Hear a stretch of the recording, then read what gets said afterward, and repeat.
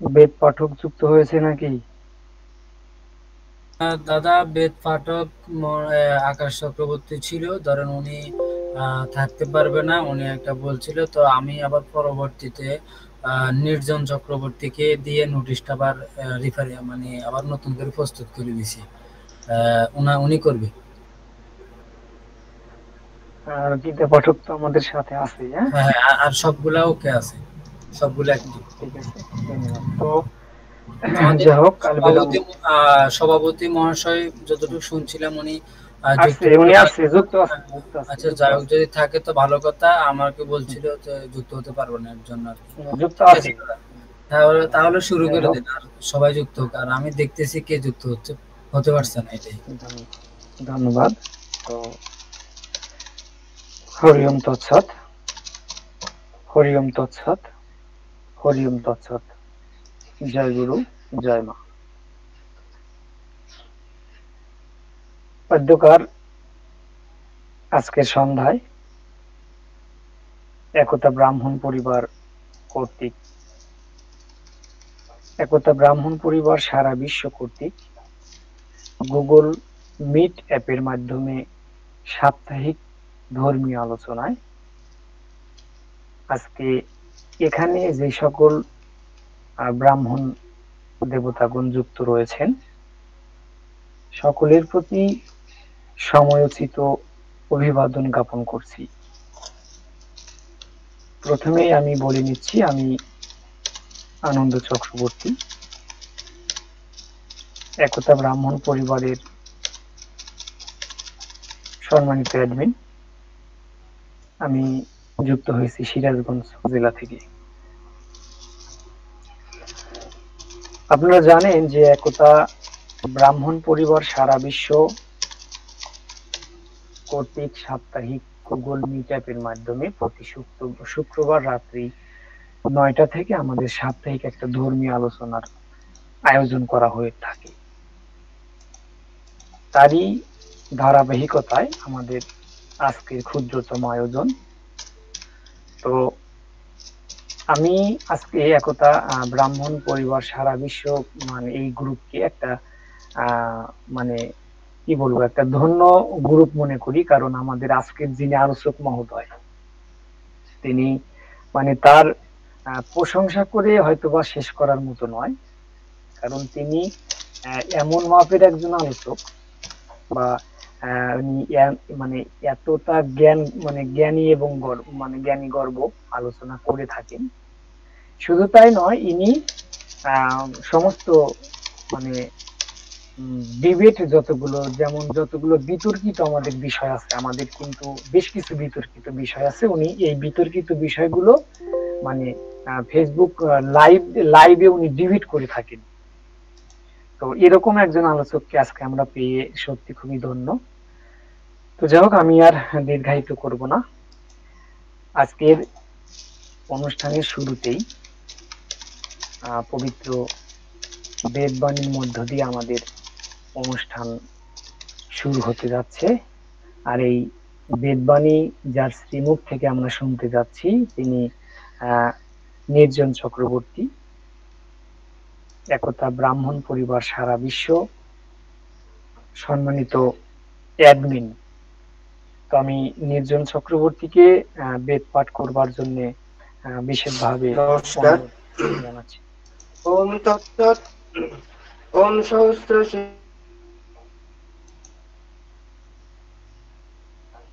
ভূমিং সবত বিত্য অত্যুত্তিষ্ঠ দদসঙ্গুলম।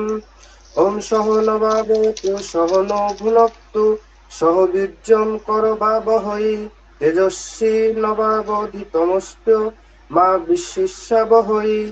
ওম মধুবাতারিতায়তে মধুক্ষরন্তি সিদ্ধ্যব মাধ্যীর্ন সন্তোষধি মধুন কর্তস্য মধুমৎপার্থিবং রজ মধুদৌরস্তন পিতা মধুমান্ন বনস্পতি মধুমান অস্ত সত্য সূর্য মাধ্যীর্গার্ভ ভক্তন।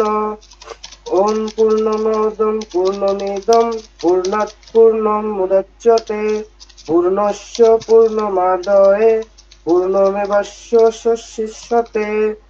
ওম সর্বে ভবন্তু সুখিনঃ, সর্বে সন্তু নিরাময়া, সর্বে ভদ্রাণি পশ্যন্তু, মা কশ্চিৎ দুঃখ ভাগ ভবেৎ। ওম শান্তি শান্তি শান্তি। নমস্কার।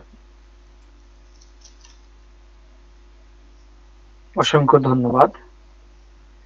নির্জন চক্রবর্তী একতা ব্রাহ্মণ পরিবারের সম্মানিত অ্যাডমিন, উনি যুক্ত হয়েছিলেন মাগুরা জেলা থেকে।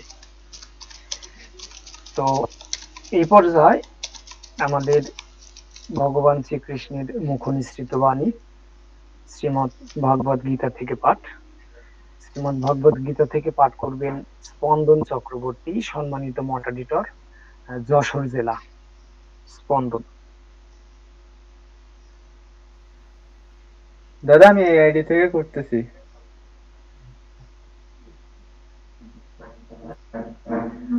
সমস্যা নাই, করেন। ওম তৎসৎ, ওম তৎসৎ, ওম তৎসৎ। ওম অজ্ঞানতিমিরন্ধস্য জ্ঞানাঞ্জনো শলাকয়া চক্ষুरुन्मीलितं येन তস্मै শ্রীগুরুবে নমঃ। ওম কৃষ্ণায় বাসুদেবায় হরয়ে পরমাত্মনে প্রণতক্লেশনাশায় গোবিন্দায় নমো নমঃ। ওম নারায়ণং নমস্কৃত্যং নরং চৈব নরোত্তমং দেবীং সরস্বতীং ব্যাসং ততো জয়মুদীরয়েৎ। ওম নমো ভগবতে বাসুদেবায়। শ্রীমদ্ভগবদ্গীতা यथा चतुर्थोऽध्यायः अष्टत्रिंशन्नवतिंश पाठं करिष्ये। न हि ज्ञानेन सदृशं पवित्रमिह विद्यते। तत्स्वयं योगसंसिद्ध्याः कालेनात्मनि विन्दति। तद्भवान् लभते ज्ञानं तत्परः संयतेन्द्रियः। ज्ञानं लब्ध्वा परां शान्तिम् अचिरेणाधिगच्छति। শ্রী ভগবান অর্জুনকে বলিলেন, ইহলোকে জ্ঞানের ন্যায় পবিত্র আর কিছু নাই। কর্মজ্ঞানে সিদ্ধ পুরুষ সেই জ্ঞান কাল সহকারে আপনিই অন্তরে লাভ করেন। যিনি শ্রদ্ধাবান, একনিষ্ঠ, সাধন তৎপর এবং জিতেন্দ্রিয়, তিনিই জ্ঞান লাভ করেন। আত্মজ্ঞান লাভ করিয়া অচিরাৎ পরম শান্তি লাভ করেন। ওম গঙ্গা গীতা চ সাবিত্রী সীতা সত্তা প্রতিব্রতা ব্রহ্মবলী ব্রহ্মবিদ্যা ত্রিসন্ধ্যা মুক্তিগেহিনী अर्धमात्रा चिदानन्दा भवग्नि भ्रान्तिनाशिनी वेदद्रोही परनन्दा तत्तार्थो ज्ञानमञ्जुरी। ॐ यदक्षरं परिवृष्टं मात्रहीनं च यद्भवेत् पूर्णभवतु तत्सर्वं तत्प्रसादतः जनार्दनम्। ॐ सर्वे भवन्तु सुखिनः, सर्वे सन्तु निरामया, सर्वे भद्राणि पश्यन्तु, मा कश्चित् दुःखभाग् भवेत्। ओम शांति, ओम शांति, ओम शांति। অনেক অনেক ধন্যবাদ স্পন্দন চক্রবর্তী, সম্মানিত মডারেটর, যশোর জেলা থেকে আমাদের সাথে যুক্ত হয়েছেন এবং তার শ্রীমুখ থেকে আমরা ভগবান শ্রীকৃষ্ণের মুখনিসৃত বাণী শ্রীমদ্ ভগবদ গীতা থেকে পাঠ শুনলাম। এ পর্যায়ে আমাদের আজকের যিনি সভাপতি হিসাবে আমাদের মধ্যে দায়িত্বে আছেন এবং যিনি সভাপতির আসন অলঙ্কিত করে আছেন এবং যিনি এই একতা ব্রাহ্মণ পরিবার সারা বিশ্বের আমার মনে হয় যে বড় জ্যেষ্ঠর মধ্যে পড়েন এবং উনি প্রত্যেকটা সপ্তাহে একেবারে মানে বট গাছের মতো আমাদেরকে ছায়া দিয়ে যাচ্ছেন। শ্রী নিভাস আচার্য দাদা, একতা ব্রাহ্মণ পরিবার সারা বিশ্ব সম্মানিত সদস্য, উনি যুক্ত রয়েছেন আমাদের থেকে বাগেরহাট জেলা থেকে। আমি দাদার সুদৃষ্টি আকর্ষণ করছি, আপনার অনুমতি ক্রমে আমরা অনুষ্ঠান শুরু করতে পারি। ওম তৎসৎ, ওম তৎসৎ, ওম তৎসৎ। উপস্থিত আজকের এই একতা ব্রাহ্মণ পরিবার সারা বিশ্ব কর্তৃক আয়োজিত গুগল মিটের সাপ্তাহিক ধর্মীয় আলোচনা সভার সকল ব্রাহ্মণ দেবতা, এবং আমি বিশেষভাবে ধন্যবাদ জানাই আমাদের আজকের যে উপস্থাপক আনন্দ দাদাশ্রী। উনি প্রায় আমাদের অনুষ্ঠান উপস্থাপনা করেন এবং এত সুন্দর উপস্থাপনা করেন যে আমি সত্যিই খুব মানে মুগ্ধ হই। যাই হোক, দাদাকে আমি বিশেষভাবে অভিনন্দন জানাই। পাশাপাশি আজকে যারা যিনি বেদ পাঠ এবং শ্রীমদ্ ভগবত গীতার থেকে পাঠ করলেন, অনেক সুন্দর আলোচনা পাঠ করলেন, তাদের দুজনকে আমি আমার ব্যক্তিগত পক্ষ থেকে অভিনন্দন জানাই। পাশাপাশি আজকে আমাদের যিনি প্রধান আলোচক, আমাদের পার্শ্ববর্তী রাষ্ট্র ভারতবর্ষের দক্ষিণ চব্বিশ পরগনার শ্রী সৌনক রায়চৌধুরী দাদাশ্রী, উনি আগের দিনও আমাদের মাঝে একটি বিষয় নিয়ে আলোচনা করেছিলেন এবং খুবই তাৎপর্যপূর্ণ এবং খুবই শাস্ত্রীয় আলোচনা, যে বিষয়টি নিয়ে আমাদের অনেক বিতর্ক বা অনেক মতানৈক্য অনেকের ছিল, তার সমাধান অনেক সুন্দরভাবে উনি করেছিলেন। আর আজকেও সৈনক দাদাশ্রী আমাদের মাঝে বিশেষ একটি বিষয় নিয়ে আলোচনা করবেন। আমরা দাদার প্রতি শ্রদ্ধা জানাই এবং দাদার প্রতি আমাদের আশীর্বাদ জ্ঞাপন করি, যেন দাদা আমাদের মাঝে প্রতিনিয়ত তার জ্ঞানগর্ভ আলোচনা দিয়ে আমাদের জন্য মুগ্ধ করেন, এই আশাবাদ ব্যক্ত করি। আর পাশাপাশি আমি অনেক বেশি খুশি একটি বিষয় নিয়ে, সেটি হলো দেখেন আমাদের যুব সমাজ কিন্তু সত্যি কথা বলতে কি যে ধর্মের পথে আসে না বললেই চলে, খুবই কম। কিন্তু আমাদের এই প্ল্যাটফর্মে দেখা যাচ্ছে আমার থেকেই বয়সে কম যারা, তারাই অধিকাংশ, অর্থাৎ যুব সমাজই কিন্তু আমাদের এই প্ল্যাটফর্মের অধিক সদস্য বা অধিক সংখ্যক লোক উপস্থিত থাকেন। এটি একটি বিস্ময়ের বিষয় যে সাধারণত এই বিষয়গুলো, এই যে ধর্মীয় আঙ্গিকের যে আলোচনাগুলো, এইগুলো সাধারণত বয়স্ক লোকরা বেশি করে থাকেন, কিন্তু আমাদের প্ল্যাটফর্মে দেখা যাচ্ছে যে অধিক যুব সমাজই কিন্তু এই প্ল্যাটফর্মে যুক্ত থাকেন। এটি একটি বিস্ময়ের বিষয় এবং আমার এই জিনিসটা অনেক বেশি ভালো লাগে যে আমাদের ইয়াং জেনারেশনটা এই শাস্ত্রীয় আলোচনার মধ্যে যে যুক্ত হচ্ছেন বা যুক্ত থাকছেন, দিন দিন অনেক বৃদ্ধি পাচ্ছে। এটি একটি সত্যি আনন্দের বিষয়। আমি আশা করি যে এভাবে আমাদের যুব সমাজ আরো আমাদের অনুষ্ঠানে যুক্ত হোক এবং এভাবে আমাদের এই গ্রুপটিকে আরো শ্রীবৃদ্ধি করুক, এই আশাবাদ ব্যক্ত করি। পাশাপাশি আমি একটি বিষয় একটু জানতে চাই যে আমাদের অনুষ্ঠান তো বেশ কয়েক মাস ধরে চলছে, কিন্তু প্রকৃতপক্ষে আমাদের কততম এপিসোড চলছে এটা কি যদি ফাইন্ড আউট করা যায় বা যদি সঠিক জানা থাকে, তাহলে আমরা প্রতি সপ্তাহে আমাদের এপিসোড নম্বরটা যদি আমরা দিয়ে দিই যে আমাদের এত এপিসোড বা এত পর্ব চলছে, তাহলে মনে হয় অনেকের জন্য একটু, আমাদের জন্য একটু ভালো হয়, সকলের জন্য ভালো হয় যদি এটা জানা থাকে সঠিকভাবে। যাই হোক, আমি আর বেশি কিছু বলতে চাই না এই বিষয় নিয়ে। এই আশাবাদ ব্যক্ত করে আমাদের প্রধান আলোচক যিনি আছেন তাকে আমাদের অনুষ্ঠান শুরু করার জন্য আমি বিনীতভাবে অনুরোধ করছি। সবাইকে আমার প্রণাম। অসংখ্য ধন্যবাদ নিভাস আচার্য দাদাশ্রী। দাদা একতা ব্রাহ্মণ পরিবার সারা বিশ্বের সম্মানিত সদস্য এবং যুক্ত হয়েছিলেন বাগেরহাট জেলা থেকে। তো এই পর্যায়ে আমাদের অনুষ্ঠানের মাঝে শুভেচ্ছা বক্তব্য নিয়ে আসছেন মৃত্তিকা চক্রবর্তী। উনি একতা ব্রাহ্মণ পরিবারের সম্মানিত অ্যাডমিন, যুক্ত হয়েছেন টাঙ্গাইল জেলা থেকে। মৃত্তিকা চক্রবর্তী। নমস্কার সকলকে। আমাদের একতা ব্রাহ্মণ পরিবারের পক্ষ থেকে আজকের এই সাপ্তাহিক ধর্মীয় আলোচনায় সকলকে জানাই আন্তরিক শুভেচ্ছা ও শুভকামনা। আজ আমরা একত্রিত হয়েছি পরম পবিত্র শ্রীমদ্ ভগবত গীতা মহাপুরাণের আলোচনায় অংশগ্রহণ করার জন্য। আমাদের আজকের আলোচক স্মৃতিবাদী গবেষক শ্রী সৌনক রায়চৌধুরী, যিনি আমাদের পরিবারের সম্মানিত সদস্য, তাকে জানাই শ্রদ্ধা ও কৃতজ্ঞতা।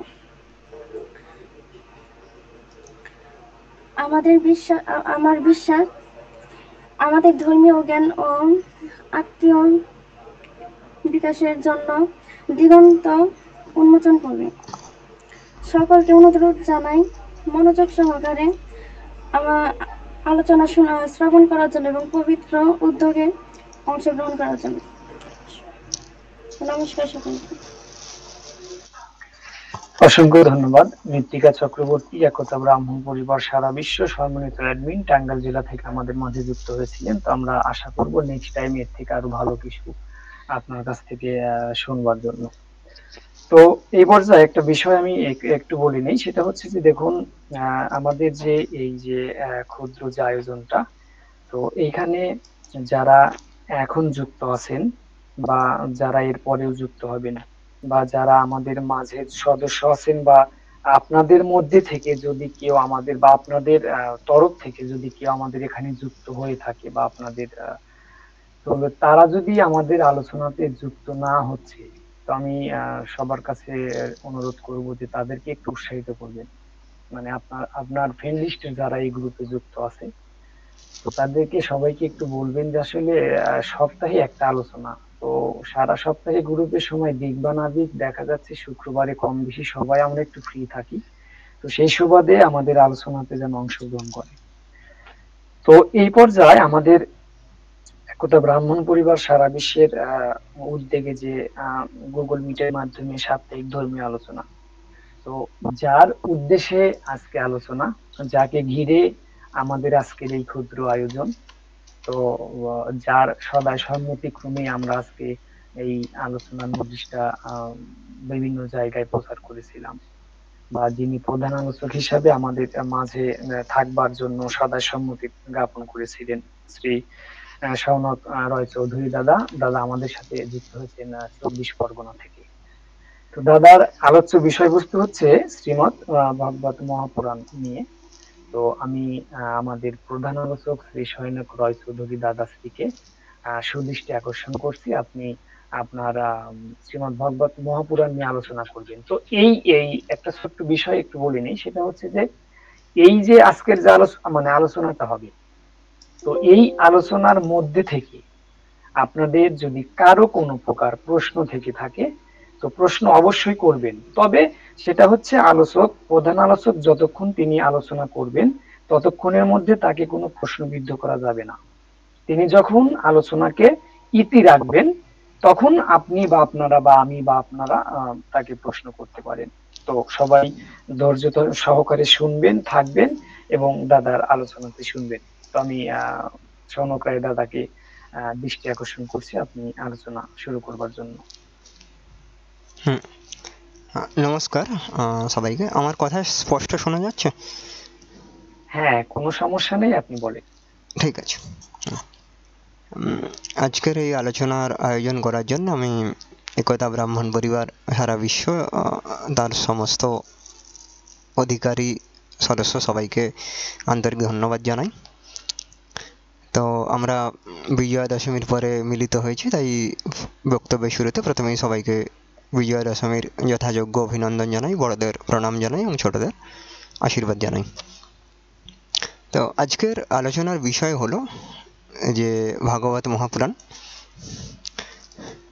তো আমরা জানি যে ভাগবত এই নামে তিনটি পুরাণ পাওয়া যায়। কি কি না, শুধু ভাগবত, দেবী ভাগবত এবং দেবী পুরাণ বা মহাভাগবত পুরাণ।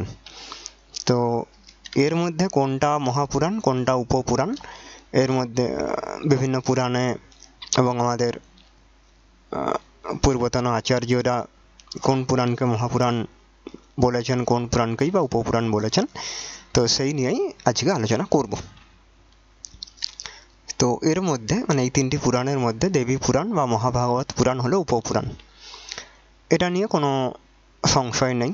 তো বাকি দুই পুরাণের মহাপুরাণত্ব বা উপপুরাণত্ব নিয়ে নানা সংশয় জনমানসে রয়েছে, যা আজকের বক্তব্যে নিরসনের যথাসাধ্য চেষ্টা করব।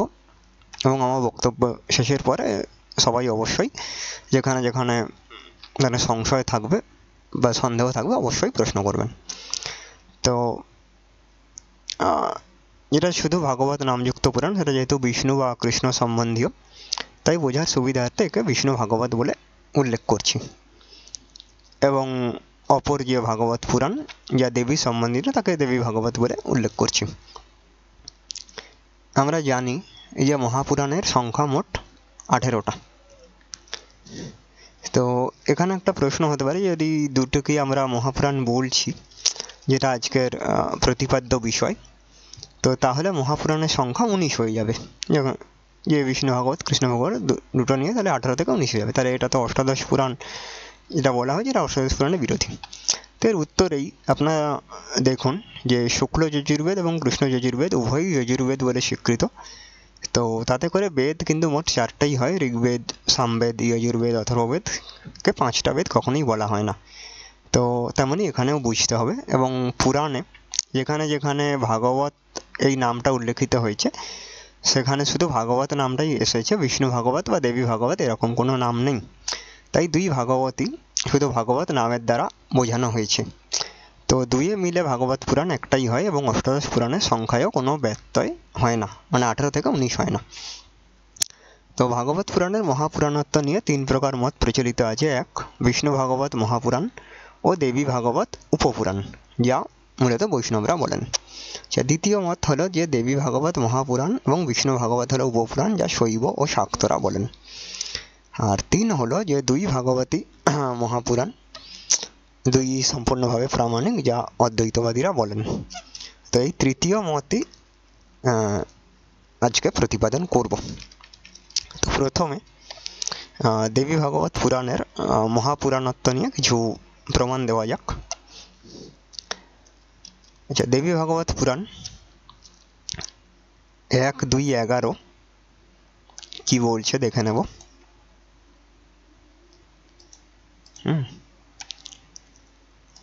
সেখানে একে মহাপুরাণ বলে উল্লেখ করা হচ্ছে।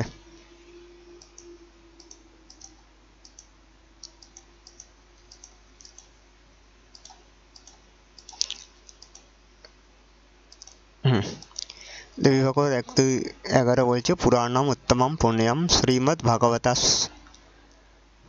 অষ্টাদশ সহস্রাণি শ্লোকস্তত্র তু সংস্কৃতঃ। অর্থাৎ এই দেবী ভাগবত পুরাণ অত্যন্ত পবিত্র উত্তম, এতে 18,000 শ্লোক আছে। আচ্ছা, অর্থাৎ যে শ্রীমদ্ ভাগবতম যে পুরাণ এই শব্দটা কিন্তু সংস্কৃতে ক্লিবলিঙ্গ, সুতরাং এর যখন আমরা বাক্যে ব্যবহার করব এর নাম হবে পুরাণম। তেমনি ভাগবত পুরাণম, অগ্নি পুরাণম, বিষ্ণু পুরাণম এইরকম। তো তেমনি শ্রীমদ্ ভাগবত পুরাণম বা শ্রীমদ্ ভাগবতম, এই দিয়ে দুটি পুরাণকেই বোঝানো যায়। তো প্রথমে আমরা দেবী ভাগবত নিয়ে দেখি। আচ্ছা, তারপরে আচ্ছা দেবী ভাগবতে আরও একটি জায়গায় একে পঞ্চম পুরাণ বলা হয়েছে, মানে 18টা পুরাণের মধ্যে একে পঞ্চম বলা হচ্ছে।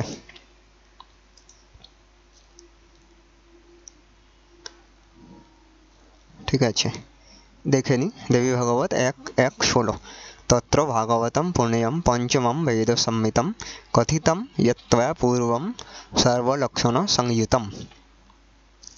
যে পুরাণের মধ্যে, পুরাণ সমূহের মধ্যে এই দেবী ভাগবত হলো পঞ্চম পুরাণ।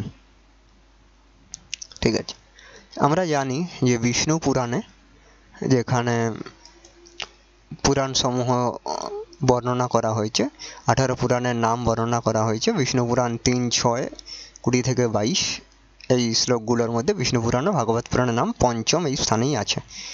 তো এই দিয়েও দেবী ভাগবতের ভাগবতত্ব ও মহাপুরাণত্ব দ্যোতিত হয় বা প্রকাশিত হয়। যদি বলা হয় যে দেবী ভাগবত নিজেই নিজের মহাপুরাণত্ব ঘোষিত করছে, এটা কি করে প্রামাণিক হতে পারে, সেক্ষেত্রে বলবো যে আগে দেবী ভাগবতের নিজের অভিমত দেখে নিয়ে তারপরে অন্য প্রমাণে যাওয়া হচ্ছে।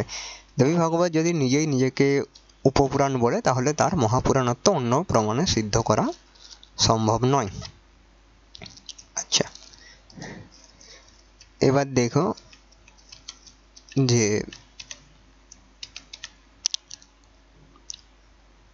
ভাগবত পুরাণের লক্ষণ কি বলা হয়েছে।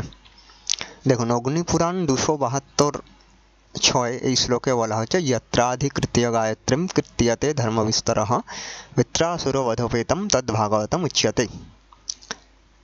এই একই শ্লোক কিছু পাঠভেদের সঙ্গে মৎস্য পুরাণ এবং স্কন্দ পুরাণেও আছে। তো এখানে ভাগবত পুরাণের লক্ষণ কী বলা আছে, যে গ্রন্থের শুরুতেই গায়ত্রীর বর্ণনা করে ধর্ম নিরূপণ করা হয়েছে এবং যে গ্রন্থে বৃত্রাসুরের বধ বর্ণিত হয়েছে। তো আমরা সবাই জানি যে দেবী ভাগবত মহাপুরাণের একদম শুরুতেই কিন্তু গায়ত্রী বর্ণিত হয়েছে। সর্ব চৈতন্য রূপম তামাদ্যাম বিদ্যাম চ ধীমহি বুদ্ধিম ইয়া নঃ প্রচোদয়াৎ। ঠিক আছে, অর্থাৎ অগ্নিপুরাণ, মৎস্যপুরাণ এবং স্কন্দ পুরাণের অনুসারে ভাগবতের যা লক্ষণ, যে গায়ত্রী বর্ণনা করে ধর্ম নিরূপণ করা হয়েছে, তার সঙ্গে দেবী ভাগবতের শুরু একদম পুরোপুরি মিলে যাচ্ছে। ঠিক আছে, আচ্ছা, এরপরে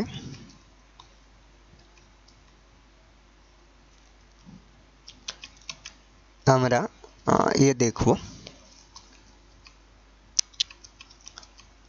বৃত্রাসুর বধ। দেবী ভাগবতের মোট 12টি স্কন্ধ আছে, এর মধ্যে ষষ্ঠ স্কন্ধে বৃত্রাসুর, ত্রিশিরা ইত্যাদির বধ বর্ণিত আছে। সুতরাং বৃত্রাসুরের বধ যা ভাগবতের লক্ষণ, এর সঙ্গে দেবী ভাগবতের সঙ্গতি বা সমন্বয় পরিষ্কার হয়ে যাচ্ছে।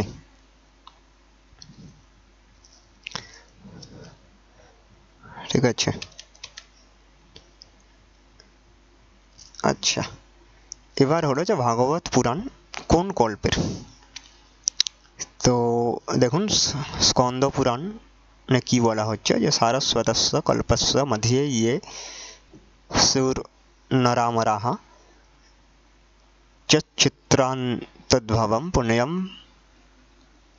পুণ্যদ্বাহো সমন্বিতম। স্কন্দ পুরাণ 3:1-2:40। আমি পরেই পিডিএফটা পাঠিয়ে দেবো, কারো দরকার আমাকে বলো না, পাঠিয়ে দেবো, কোনো অসুবিধা নেই।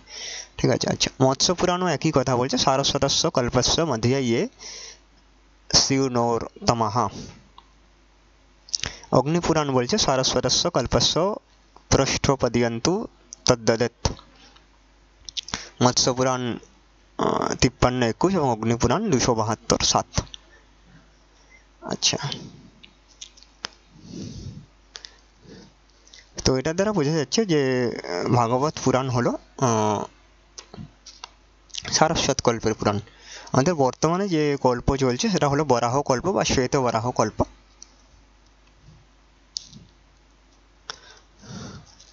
ঠিক আছে, আচ্ছা, দেবী ভাগবত নিজে কি বলছে দেখে নি, যে সীতঃ সরস্বতী তীরে কল্পে সারস্বতে বরে কালাতিবাহো নাই তৎকৃতম ভাগবতং ময়া পুরাণম উত্তমম ভূপম সর্বসংশয়নাশনম নানাখ্যান সমাयुक्तम বেদ প্রমাণ সংস্কৃতম।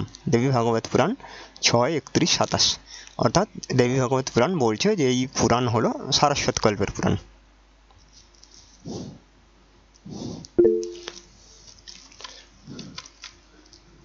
ঠিক আছে, হ্যাঁ, শেষে আমি অবশ্যই এগুলো দেখাবো যথাসম্ভব।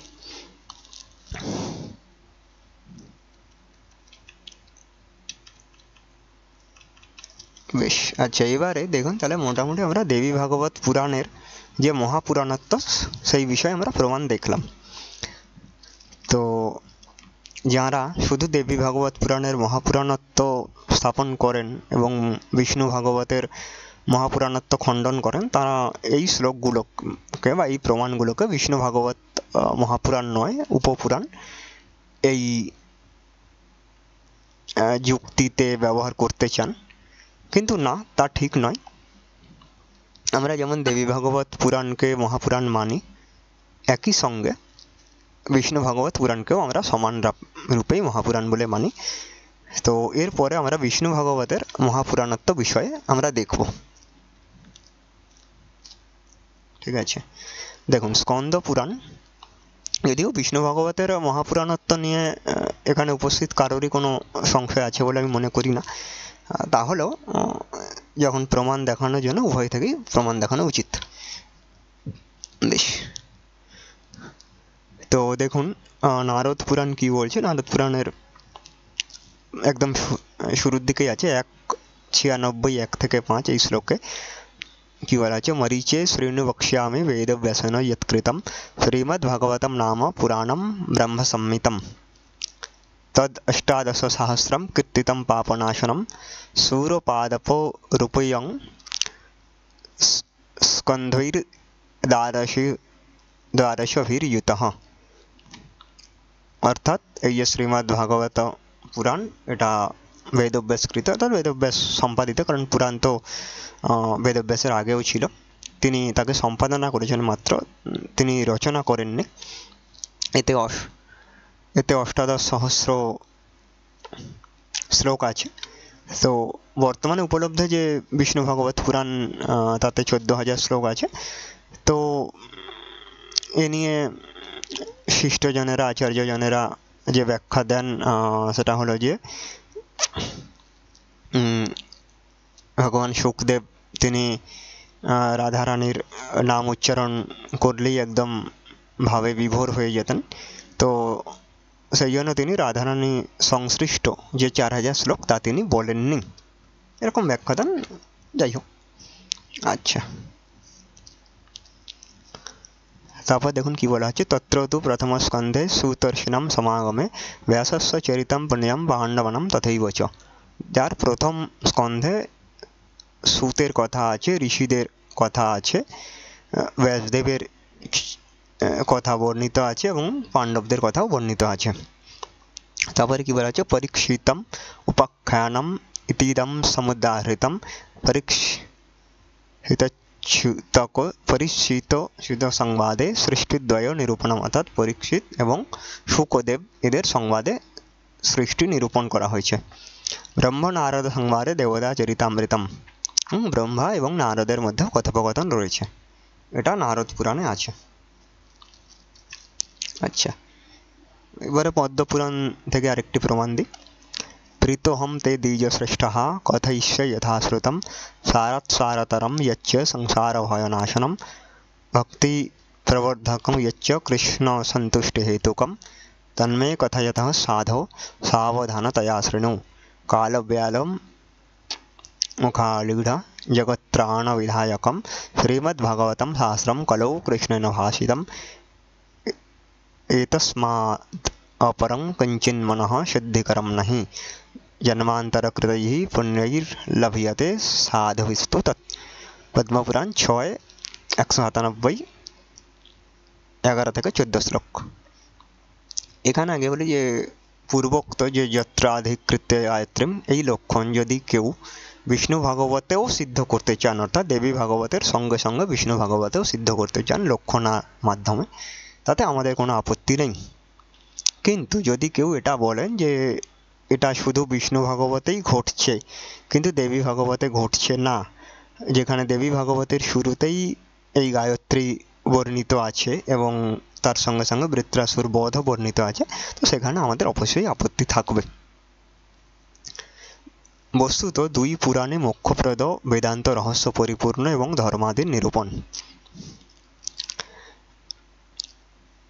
বিষ্ণু ভাগবত মহাপুরাণের উপরে শঙ্করাচার্য শ্রীধর স্বামীর টিকা তো সর্বাধিক প্রচলিত, এবং যাকে শ্রেষ্ঠ বাঙালি বললেও ভুল হয় না, সেই শ্রী চৈতন্য মহাপ্রভুর কথা অনুসারে যে যিনি শ্রীধর স্বামীর টিকা মানেন না, মানে তাকে মহাপ্রভু কঠোরভাবে তিরস্কার করেছেন। তো অদ্বৈতবাদী আচার্যদের পরম্পরায় বিষ্ণু ভাগবতের মহাপুরাণ তো পরিষ্কারভাবে স্বীকৃত, এবং ভারতের উত্তর এবং পশ্চিমে যথাক্রমে যে জ্যোতির্মঠ এবং দ্বারকা সারদা মঠ আছে, উভয় মঠের যিনি জগৎগুরু ছিলেন সেই শঙ্করাচার্য স্বরূপানন্দ সরস্বতী মহাভাগ, যিনি 2 বছর আগে ব্রহ্মলীন হয়েছেন, তো তাঁর দেবী ভাগবত মহাপুরাণের উপরে ইউটিউবে জ্ঞানগর্ভ আলোচনা পাওয়া যায়। সুতরাং এটা স্পষ্ট যে দুই পুরাণই মহাপুরাণ রূপেই অদ্বৈতবাদী পরম্পরায় সম্পূর্ণভাবে স্বীকৃত।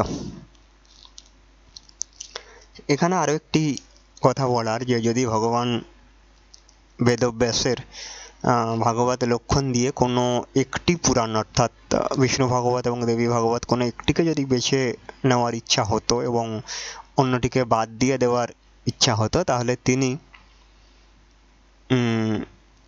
উভয় প্রকার লক্ষণ বলতেন না, কোনো একটি লক্ষণই বলতেন। মানে তিনি হয় কৃষ্ণ চরিত্র যেখানে বর্ণিত আছে সেটি ভাগবত এটিই বলতেন, অথবা যেখানে গায়ত্রী এবং বৃত্রাসুর বধ বর্ণিত আছে সেটি ভাগবত, দেবী ভাগবত এইভাবেই বলতেন। কিন্তু তা তিনি করেননি। তিনি বৃত্তবধ, সারস্বত কল্প বর্ণন, গায়ত্রী আরম্ভ ইত্যাদি বিভিন্ন লক্ষণ দিয়েছেন, যা দিয়ে উভয় পুরাণই ভাগবত রূপে কথিত হয়। ঠিক আছে, এটার দ্বারা আচ্ছা, এরপরে আমি আরও একটি প্রমাণ দিই, সেটা হলো যে বিষ্ণু ভাগবত কি অর্বাচীন। এটা কিছু একদমই নবীন অনার্স মত, তো তাও এর কিছু খণ্ডন এই প্রসঙ্গে করে নেওয়া আমার মনে হয় ভুল হবে না। আচ্ছা, অনার্সদের মত এই যে ভাগবত অর্থাৎ বিষ্ণু ভাগবতের রচনা তো বোপদেব করেছেন, ব্যাসদেব করেননি। তো দেখুন, বৈয়াকরণ বোপদেবের সময় হলো দ্বাদশ ত্রয়োদশ শতক। তো তার অনেক আগে শুকদেবের শিষ্য গৌড়পাদাচার্য এবং আদি শঙ্করাচার্য নিজের গ্রন্থে ভাগবত পুরাণের বচন উল্লেখ করেছেন। উত্তর গীতার ভাষ্য করতে গিয়ে শ্রী গৌড়পাদাচার্য তদুক্তম ভাগবতে তেষামসৌ ক্লেশলে এব শিষ্যতে নানিয়াদি যথা স্থূল তুষাবঘাতিনাম এই শ্লোক উল্লেখ করেছেন, যা বিষ্ণু ভাগবতের দশম স্কন্ধে পাওয়া যায়। তো যেখানে শঙ্করাচার্যের পূর্ববর্তী আচার্যই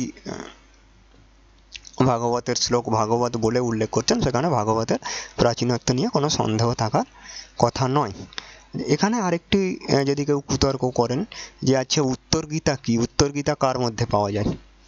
হ্যাঁ, এটা ঠিক যে বর্তমানে উপলব্ধ যে পুরাণ তার মধ্যে উত্তর গীতা পাওয়া যায় না, ঠিক আছে। কিন্তু দেখুন, গৌড়পাদাচার্য মানে আমাদের সনাতন ধর্মের এত প্রাচীন আচার্য, তিনি উত্তর গীতার ভাষ্য করছেন, অর্থাৎ উত্তর গীতা অবশ্যই প্রামাণিক গ্রন্থ বলেই স্বীকৃত। কারণ যা অপ্রামাণিক গ্রন্থ তার ভাষ্য কেন আচার্যরা করতে যাবেন?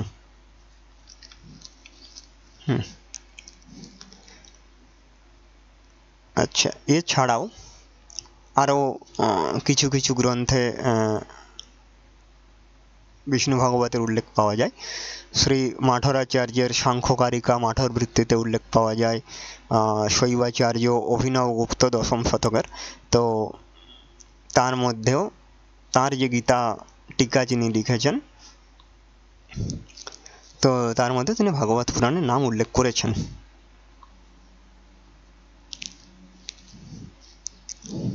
আচ্ছা, বোপদেবের আগে শ্রী চিৎ সুখাচার্য বোপদেবের আগে জন্মানো চিৎ সুখাচার্য ভাগবতের টিকা রচনা করেছেন, যা শঙ্করাচার্য শ্রীধর স্বামী নিজের টিকা রচনার সময় উদ্ধৃত করেছেন। তো এটার থেকে এটা প্রমাণিত হচ্ছে যে ভাগবত পুরাণের বোপদেব রচনা করেছেন, এই আশঙ্কা একেবারেই ভুল।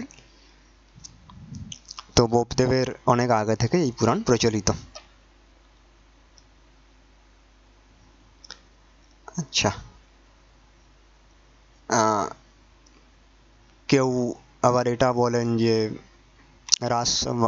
ভাগবত পুরাণে তো রাস পঞ্চাধ্যায়ী আছে, তো এটা অশ্লীল, তো তাই বিষ্ণু ভাগবত হলো অপ্রামাণ্য বা নবীন। তো দুর্জন তোষণায় যদি এটাকে অশ্লীল ধরেও নেওয়া যায়, কখনোই অশ্লীল নয়। আমি এখানে স্বামী বিবেকানন্দের একটি কথা উদ্ধৃত করলে ভুল হবে না, যে স্বামী বিবেকানন্দ বলেছেন যে কেউ খুব পবিত্র হলে তবেই সে রাসলীলার কথা বুঝতে পারবে, না হলে পারবে না। তো আমি যদি দুর্জন তোষণায় এটাকে অশ্লীল ধরেও নিই, কিন্তু তাতে করে কোনোভাবেই এটা নবীনতা প্রমাণিত হয় না, ঠিক আছে। ভগবান ব্রহ্মাও তো অনেক সাধারণ মনুষ্য সমাজে অনুচিত এরকম কুকাজ করেছেন এবং তার জন্য তিনি ঈশ্বরের দ্বারা শাস্তিপ্রাপ্তও হয়েছেন। তো তাতে করে এটাই বোঝার হয় যে কুকাজ করার জন্য ব্রহ্মা যিনি জীবেদের মধ্যে সর্বোচ্চ, তিনিও শাস্তি পাবেন। তাই পাপ কর্ম করে কখনোই কেউ রেহাই পাবেন না, ঠিক আছে। কিন্তু তাতে করে এই রাসলীলা এটা কোনোভাবেই অশ্লীল হয় না, এবং আধুনিক যুগের আগে রাসলীলাকে কিন্তু আমাদের কোনো আচার্যই কোনোভাবেই অশ্লীল বলেননি। সুতরাং রাসলীলার আধারেও ভাগবত পুরাণের যে নবীনত্ব বা এটা ব্যাসদেব রচনা করেননি ইত্যাদি কথা বলা ভুল।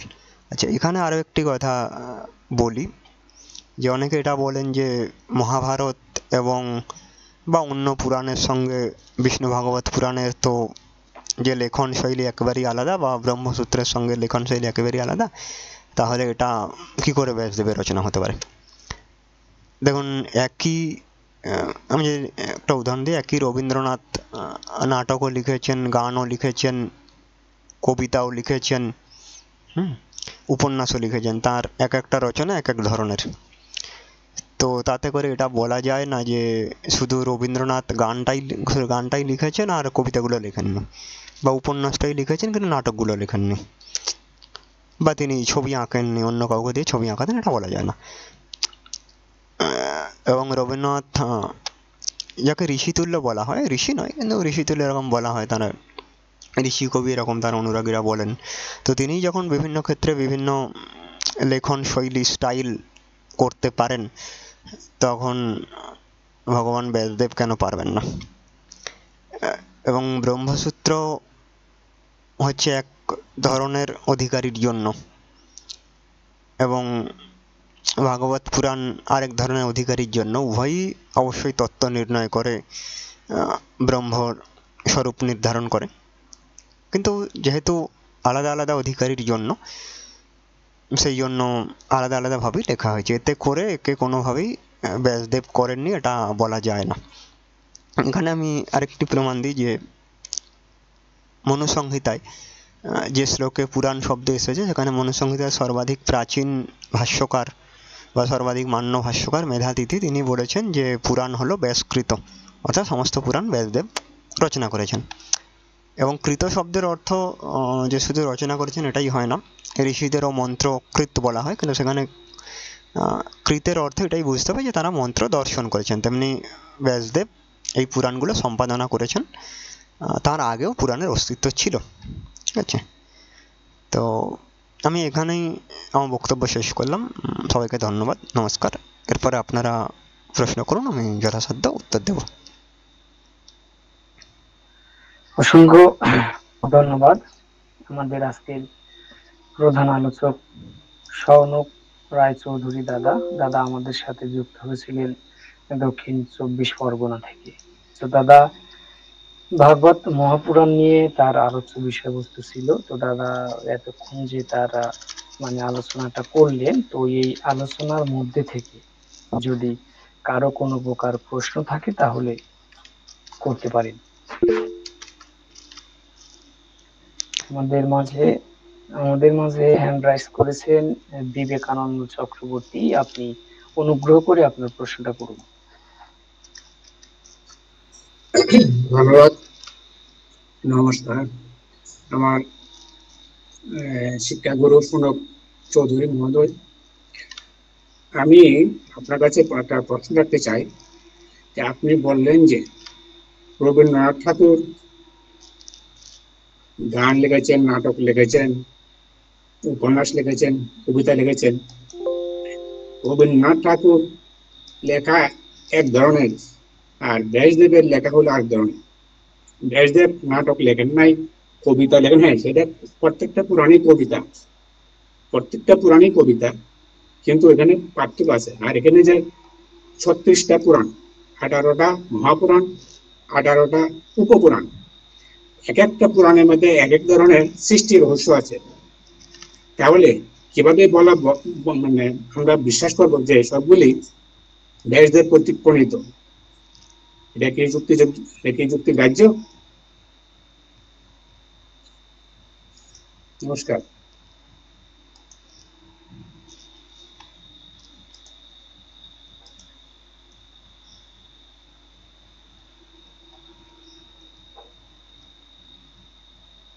আমাদের প্রধান আলোচক দাদা, আমি আপনার দৃষ্টি আকর্ষণ করছি। হ্যাঁ, আপনি যেটা বলেন যে হ্যাঁ, এক একটা পুরাণে এক একভাবে বর্ণনা আছে, অবশ্যই।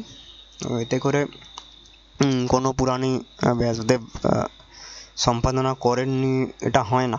আমি রচনা করেছেন এটা বলছি না, কারণ ব্যাসদেবের আগেও পুরাণের অস্তিত্ব ছিল। রামায়ণে পুরাণের নাম পুরাণেই উল্লেখ পাওয়া যায়, তারও আগে বেদাঙ্গে তো সরাসরি ভবিষ্য পুরাণ নাম উল্লেখ পাওয়া যায়।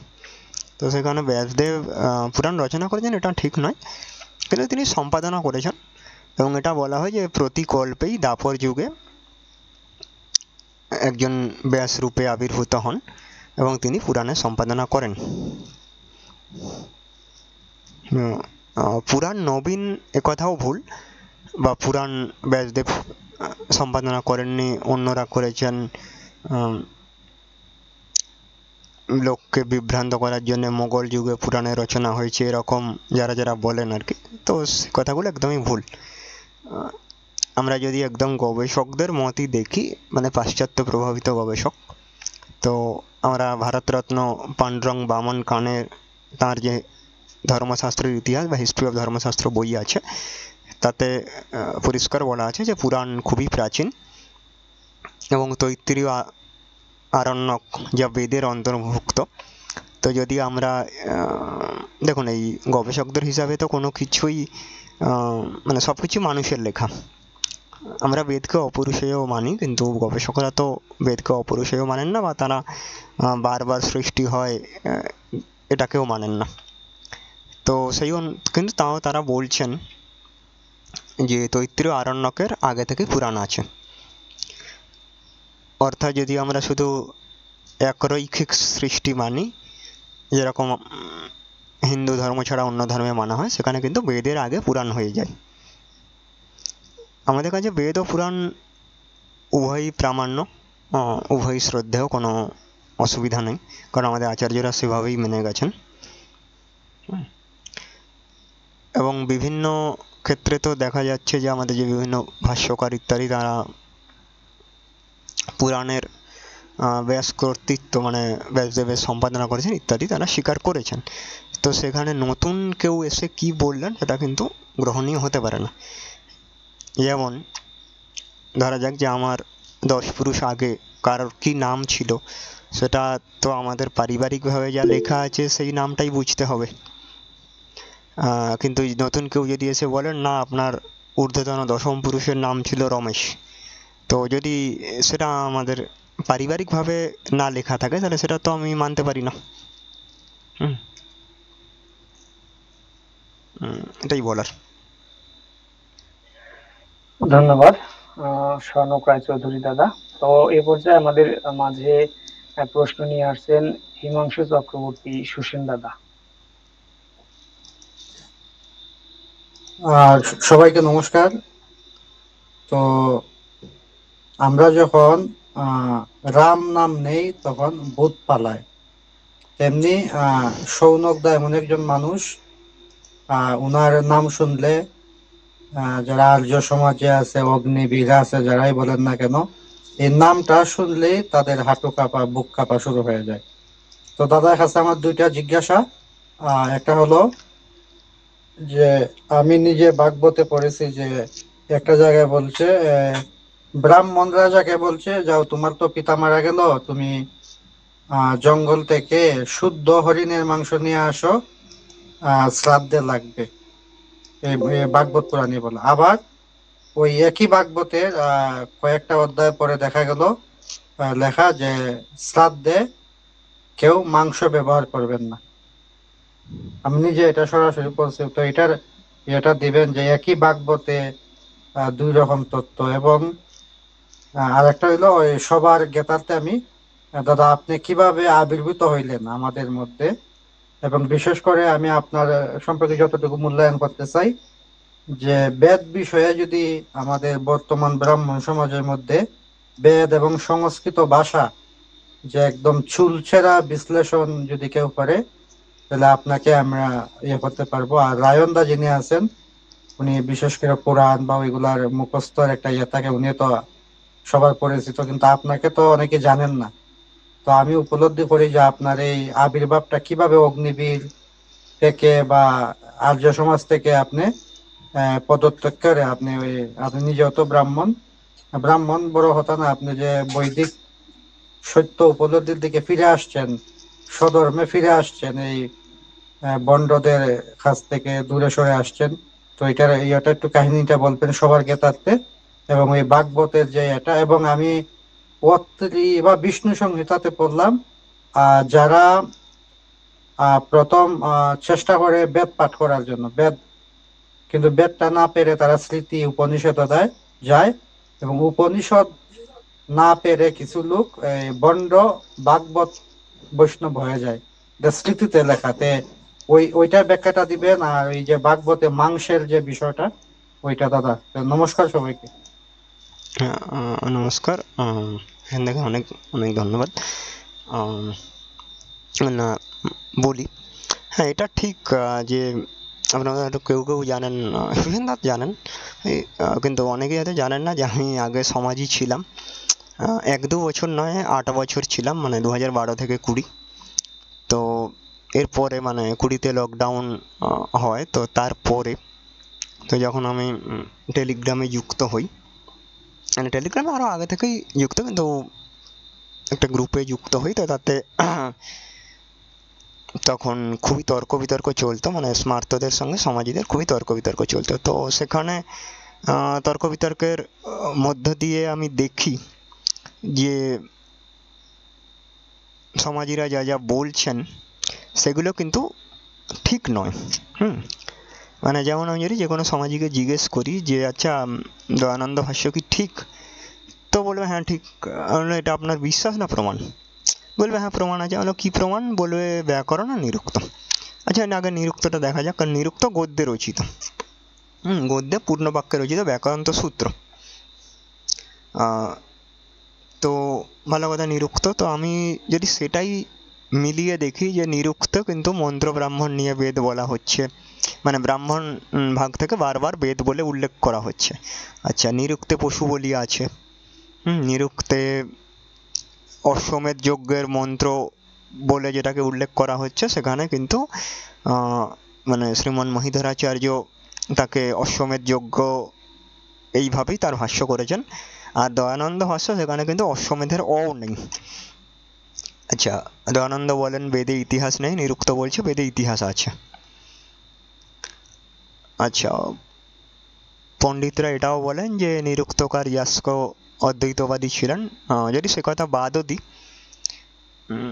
কিন্তু নিরুক্ত থেকে একদম পরিষ্কার যেগুলো দেখা যায়, যে কেউ এটা নিরুক্ত থেকে দেখে নিতে পারবেন, তো সেগুলোর সঙ্গে কিন্তু দয়ানন্দ ভাষ্য মিলছে না। তো অর্থাৎ এটা বোঝা যাচ্ছে যে না, সমাজের যে দাবি সেটা ঠিক নয়। তো একজন স্মার্ত দাদা, তিনিও এর আগে মানে স্মার্ত বিরোধী ছিলেন, তিনি বছর 2 এরকম ছিলেন, পুরাণ বিরোধী ছিলেন। এখানে প্রিয়াসবাবু আপনি কিছুটা স্ক্রিন শেয়ার করছেন না কি করছেন বুঝলাম না।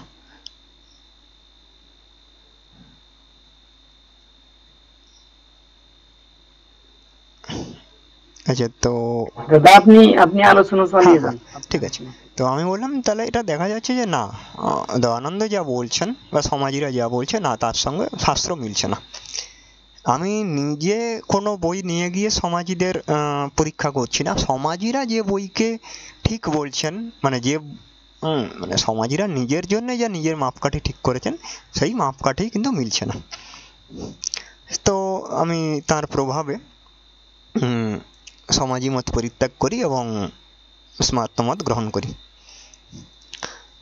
তো তারপরে তো সমাজের সঙ্গে বহু তর্ক বিতর্ক হয়, ঈশ্বরের কৃপায় বহু তর্ক বিতর্ক সমাজী আচার্যদেরও পরাজিত করেছি এবং সরাসরি কলকাতা আর্য সমাজে গিয়েও ওই বছর 2 আগে মানে 2023 সালে 2রা সেপ্টেম্বর 2 বছর আগে কলকাতা আর্য সমাজে গিয়েও তাদের আচার্যদের সঙ্গে সরাসরি ঈশ্বর সাকার নিরাকার এই বিষয়ে তর্ক করে এসেছি, যেখানে আমার বিপক্ষে 5 জন সমাজী আচার্য ছিলেন একত্রে। তো সেখানে তার এবং 5 জন সমাজী আচার্য, জনা 40 সমাজী শ্রোতা, আর এদিকে শুধু আমি একা। তো তাদের পক্ষ ছিল ঈশ্বর শুধু এবং শুধু নিরাকার। আমি বলি না, ঈশ্বর সাকার ও নিরাকার উভয়। তো আমাদের বই থেকে দেখালে তো তারা মানতো না, তাদের বই থেকে দেখায়, তারা বলে প্রথমে বলে মানবো, তারপরে বলে না এটা দয়ানন্দ বিরোধী, তাই মানা যাবে না ইত্যাদি। তারপর আমি দয়ানন্দর বই থেকেও দেখাই, তাও তারা মানে না। শেষে তো আমার উপরে শারীরিক নিগ্রহ,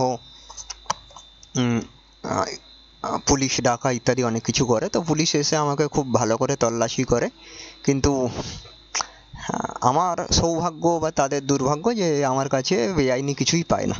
বেআইনি কিছু পাওয়া সম্ভবই নয়, কারণ আমি তো বেআইনি কোনো কাজ করতে যাইনি। শুধু একটা ল্যাপটপ আর 2টো মোবাইল ছিল। তো হ্যাঁ, 2টো মোবাইলে যা রেকর্ডেড ভিডিও ছিল সেগুলো তারা ডিলিট করে দেয় যাতে তাদের পরাজয়ের প্রমাণটা মুছে যায়। কিন্তু তাহলেও আমাদের ভারতের একটা হিন্দুত্ববাদী নিউজ পোর্টাল হিন্দু এক্সিস্টেন্স এই খবরটা করি, আমরা পরে গ্রুপে দিয়ে দেবো। ঠিক আছে, আপনারা যে কেউ পড়ে নিতে পারবেন, চেক করে নিতে পারবেন, কোনো অসুবিধা নেই। ঠিক আছে, এই হলো বিষয়। এবং এটা আমি দেখেছি যে যারা ছোট থেকে মানে শাস্ত্র সম্পর্কে জানেন না কিন্তু শাস্ত্র ভীরু বা ঈশ্বর ভীরু, তারাই হলো সমাজীদের সহজ টার্গেট। মানে কেউ যদি ছোটবেলা থেকে বলে যে না না আমি ঈশ্বর টিশ্বর কিছু মানি না, আমি একদম নাস্তিক, তাকে কিন্তু সমাজী ওরা করতে পারবে না। ঠিক আছে, না তাকে দিয়ে হিন্দু সমাজের কোনো কাজ হবে না, সে সমাজীও হবে না। ঠিক আছে, এবার যিনি এখান থেকে শাস্ত্র পড়েছেন তিনি তো সমাজী হবেন না। ঠিক আছে, কিন্তু আমাদের মতো যারা ঈশ্বর ভীরু, শাস্ত্র ভীরু, কিন্তু শাস্ত্র পড়িনি, ঠিক আছে, তারা কিন্তু সমাজীদের প্রভাবের দ্বারা খুব ভালো মতো প্রভাবিত হব। তো এখানে আমাদের সবার উচিত যে আমাদের এখন যারা কম বয়সী আছে তারা যেন সমাজী না হয় এই বিষয়গুলো দেখা, আমাদের ছোট ভাই ছোট বোনেরা সমাজী যেন না হয় বিষয়গুলো দেখা। বাংলাদেশে, ভারতেও, কিন্তু বাংলাদেশে এই প্রভাবটা অবশ্যই বেশি, তার বিভিন্ন কারণ আছে। তো সেখানে সমাজীরা কিন্তু বাইরে থেকে টাকা পেয়ে, ভারত থেকে এবং অন্যান্যভাবে টাকা পেয়ে, আমি নাম বলছি না আপনারা বুঝে নিন, টাকা পেয়ে কিন্তু ওদের এই যে ভুল কার্যকলাপ হিন্দুদের বিভ্রান্ত করা এটা কিন্তু চালাচ্ছে। এখানে একটা কথা বললে ভুল হবে না যে দয়ানন্দবাবু কুম্ভ মেলায় গিয়ে তাঁবু খাটিয়ে হিন্দুদের বিভ্রান্ত করতেন, কিন্তু তিনি অন্য ধর্মের ধর্মীয় জমায়েতে তিনি কখনোই যাননি। হ্যাঁ, আচ্ছা, এখানে একটা কথা, আমার কাছে কোনো বই মুসলিমদের ছিল কি না, না আমার কাছে কোরআন বা এরকম কোনো বই ছিল না তখন। তবে আমার কাছে একটা মুসলমানেরই লেখা নোয়াখালী গণহত্যার উপরে একটি বই ছিল। তো নোয়াখালী গণহত্যার উপর একটি বই ছিল যাতে পরিষ্কার দেখানো হয়েছে যে নোয়াখালী গণহত্যা গোলাম সরওয়ারের ফৌজ কিভাবে করেছিল। তো সেখানে তো নোয়াখালী গণহত্যার সত্যতাই উন্মোচিত হয়েছে। তো সেইটাকে কিভাবে বেআইনি বলা যায়? আচ্ছা, দুর্জন তোষণায় যদি এটাও ধরে নেওয়া যায় যে আমার কাছে কোরআন ছিল, কিন্তু ভারতীয় আইনে তো আর সঙ্গে কোরআন রাখা কোনোভাবে ইল্লিগাল হতে পারে না, বরং সঙ্গে কোরআন থাকলে হয়তো পুলিশ আমাকে আরও বেশি সমীহ করে কথা বলতো। ঠিক আছে, এই হচ্ছে বিষয়। এবং এটা ঠিক যে হিন্দু এক্সিস্টেন্স যদি এই খবরটা না প্রকাশ করতো তাহলে সমাজীরা বলে দিত যে সৌনক বলে কেউ আসেইনি, কোনো শাস্ত্রার্থই করেনি, সবই ভুল কথা, বানানো কথা। হ্যাঁ, তারপরে এটাও বলি যে সমাজীদের উদ্দেশ্যে তো একদম অনলাইন বা অফলাইনে শাস্ত্রার্থ করার, উন্মুক্ত শাস্ত্রার্থ করার চ্যালেঞ্জ 2 বছরের বেশি আগে থেকে দেওয়া আছে। তো আপনারাও এরকম আয়োজন করতে পারেন। আমি অফলাইনে পারবো না, অনলাইনে যুক্ত হব। তো যে কোনো বিষয়ে যেখানে সনাতন ধর্মের সঙ্গে সমাজীদের মত পার্থক্য আছে সেখানে এরকম যে কোনো বিষয়ে শাস্ত্রীয় তর্ক অবশ্যই হতে পারবে। এখানে কেউ যদি এটা বলেন যে আচ্ছা সমাজীরা কি সনাতনী নয়, না, সমাজীরা সনাতনী নয়। সমাজীদের নিজেদের যে শাস্ত্রার্থ সংকলন নির্ণয়কে তৎপর, তো তার প্রথম খণ্ডে পরিষ্কার বলা আছে যে এই বইতে, মানে নির্ণয়কে তৎপর এই বইতে আর্য সমাজের থেকে এই পণ্ডিতরা শাস্ত্রার্থ করেছেন, সনাতন ধর্মের থেকে এই পণ্ডিতরা শাস্ত্রার্থ করেছেন। সেখানে কিন্তু মানে সমাজী পণ্ডিতই স্বীকার করে নিচ্ছেন যে সমাজী আর সনাতনী আলাদা। আর্য সমাজের যে একজন শাস্ত্রার্থ মহারথী যাকে বলা হয় অমর সিং, তো সেই অমর সিং একটা শাস্ত্রার্থে বলেছিলেন আপনি, মানে মাধবাচার্য শাস্ত্রী, বিশিষ্ট দ্বৈতী আচার্য মাধবাচার্য শাস্ত্রী, আপনি যদি এটা প্রমাণ করতে পারেন তাহলে আমি এখন সনাতনী হয়ে যাব, আর আপনি যদি প্রমাণ করতে না পারেন তাহলে আপনাকে সমাজী হতে হবে। তাহলে দেখুন বলা হচ্ছে যে আপনি সনাতন, মানে আমি সনাতনী হয়ে যাব। এখন সনাতনী কে হয়? যে সনাতনী নয়, কেউ পুরুষ থেকে স্ত্রী হতে পারে বা স্ত্রী থেকে পুরুষ হতে পারে আজকের বৈজ্ঞানিক কাজ করে, কিন্তু কেউ তো ইয়ে হতে পারে না, পুরুষ থেকে পুরুষ তো হতে পারে না। বা কেউ হিন্দু থেকে মুসলমান হতে পারে, কিন্তু হিন্দু থেকে হিন্দু হতে পারে কি? না, হতে পারে না। তো সুতরাং সমাজীরা আমাদের নিজেদের বই এটা বলছে, এবং সত্যার্থ প্রকাশ কেউ যদি পড়েন, আমি মনে করি সবারই পড়া উচিত, কিন্তু চোখ কান খুলে, ভক্তি রসে চোখ বন্ধ করে নয়, একদম চোখ কান খুলে পড়া উচিত। তাতে মাত্র একটা কথা বললে ভুল হবে না, যে বাদবাকি শাস্ত্রীয় তর্ক তো পরের কথা, শাস্ত্রে কি ঠিক আছে ভুল আছে সব পরের কথা। আমরা এটা সবাই জানি যে যে কোনো নবজাতক শিশুর জন্মের পরে অন্তত 6 মাস মাতৃদুগ্ধ পান করা উচিত, ঠিক আছে? এটা একজন অশিক্ষিত রিক্সা চালকও জানে, বা যিনি পিএইচডি হোল্ডার তিনিও জানেন। তো দয়ানন্দবাবু কী বলছেন? দয়ানন্দবাবু বলছেন জন্মের পরে মাত্র 6 দিন মায়ের দুধ খাওয়াবে, তারপরে দুধ বন্ধ করার জন্য, মনে রাখুন, দুধ বন্ধ করার জন্য উপযুক্ত ওষুধের ব্যবস্থা করবে। কথাটা হয়তো বিশ্বাস হবে না, কিন্তু সত্যতা প্রকাশের 2য় অধ্যায় খুললে এটা যে কেউ পেয়ে যাবেন। এবং যার এই সামান্য মাতৃদুগ্ধ ইত্যাদি বিষয়ে জ্ঞান ছিল না, যেটা অক্ষর পরিচয়হীন ব্যক্তিরও থাকে, তাহলে তার বেদের জ্ঞান ছিল এটা আমরা কি করে বিশ্বাস করতে পারি? ঠিক আছে, আচ্ছা এই একটা কথা। আর এই পশু বলি ইত্যাদি নিয়ে যেটা বললেন সুসেনদা, দেখুন পশু বলি তো, আচ্ছা সদীপ যেটা বলছে আমি এটা দেখবো, মানে চেষ্টা করবো। পশু বলি তো ভাগবতে উল্লেখিত, তবে অবশ্যই তা থেকে ক্রমশ পরিত্যাগ করাই শ্রেয়, কিন্তু করা পাপ নয়। আর শ্রাদ্ধে মানে যারা মাংসাহারী তাদের জন্য শ্রাদ্ধে ব্রাহ্মণদের মাংসাহার করা নয়, কোনো ভুল নেই বা কোনো পাপ নেই। আচ্ছা, তবে কলিযুগে শ্রাদ্ধে, মানে সরাসরি শ্রাদ্ধে মাংসের ব্যবহার হবে না, মানে শ্রাদ্ধ পিণ্ডে মাংসের ব্যবহার হবে না, এটাও ব্রহ্মবৈবর্ত পুরাণ এবং অন্যত্র বলা আছে। আর অশ্বমেধ ইত্যাদি কলিযুগে হবে না, কিন্তু অন্য পশুর বধ, যেমন ধরুন খরগোশের বধ, সেটা কিন্তু অনুমোদিত, নিষিদ্ধ নয়। আর কেউ মাংস নাই খেতে পারেন, হিন্দু ধর্মে কাউকে জোর করে মুখে মাংস গুঁজে দিতে বলা হয়নি, কিন্তু মাংস খেলে অবশ্যই বলি দিয়ে তবেই খাওয়া উচিত, হালাল খাওয়াটা একদমই ঠিক নয়। এই হলো বিষয়। আর আমাদের ভারতে তো মানে যে কোনো প্যাকেটজাত অনেক দ্রব্য, মানে আটা ময়দা পর্যন্ত হালাল, তো সেটাও মানে যারা প্যাকেটজাত দ্রব্য খান তারা মানে হালালদের মানে টাকার ভাগ দিয়েই খান আর কি, এটাই ব্যাপার। ঠিক আছে, ধন্যবাদ দাদা। এই পর্যায়ে আমাদের মাঝে প্রশ্ন নিয়ে আসবেন দীপ চক্রবর্তী।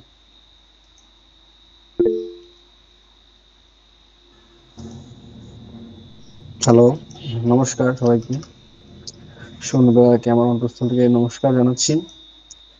তো দাদা আজকে আমার মানে প্রশ্নটা দেই ভাগবতের উপর থেকেই, কিন্তু একটু অন্য বিষয় আর কি।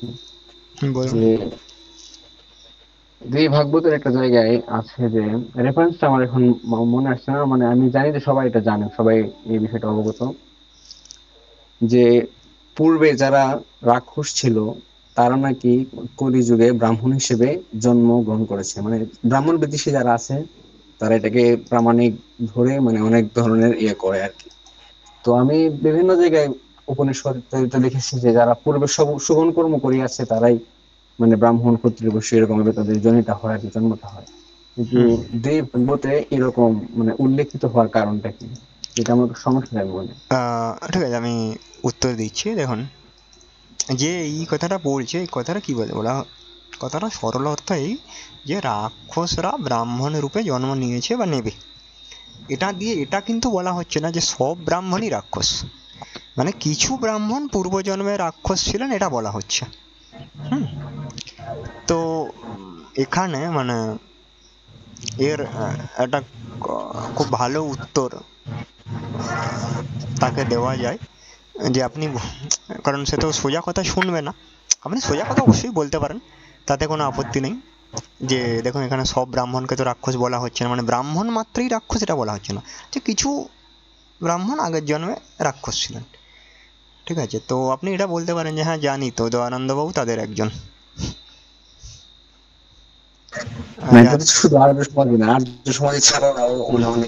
ঠিক আছে, আপনি বলতেই পারেন, কারণ এখন যদি তারা বলে যে দয়ানন্দ ব্রাহ্মণ ছিলেন না, তাহলে দয়ানন্দের ব্রাহ্মণত্বই তারা অস্বীকার করে ফেললো। ঠিক আছে, তো এই হচ্ছে ব্যাপার, মানে কিছু ক্ষেত্রে এরকম উত্তর দেওয়া যেতেই পারে।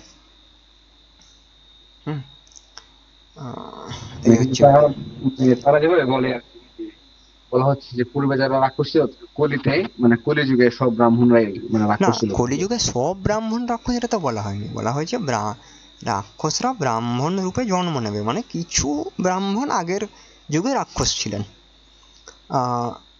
তো আমি ভারত বাংলাদেশ মিলিয়েই বলছি যে কিছু ব্রাহ্মণের হিন্দু ধর্ম বিরোধী কার্যকলাপের উল্লেখ তো পাওয়া যায়। যেমন আমি যদি পশ্চিমবঙ্গের বিকাশ রঞ্জন ভট্টাচার্যের কথা বলি, হ্যাঁ বাংলাদেশের পিনাকি ভট্টাচার্য আছে। হ্যাঁ আছে আছে, তো তাহলে এরা আগের জন্মে রাক্ষস ছিল, এইটুকু তো মানতে কোনো সমস্যা নেই। ব্রাহ্মণ মাতৃ রাক্ষস এটা যতক্ষণ না শাস্ত্র থেকে সে দেখাচ্ছে ততক্ষণ এটা বলা যাবে না।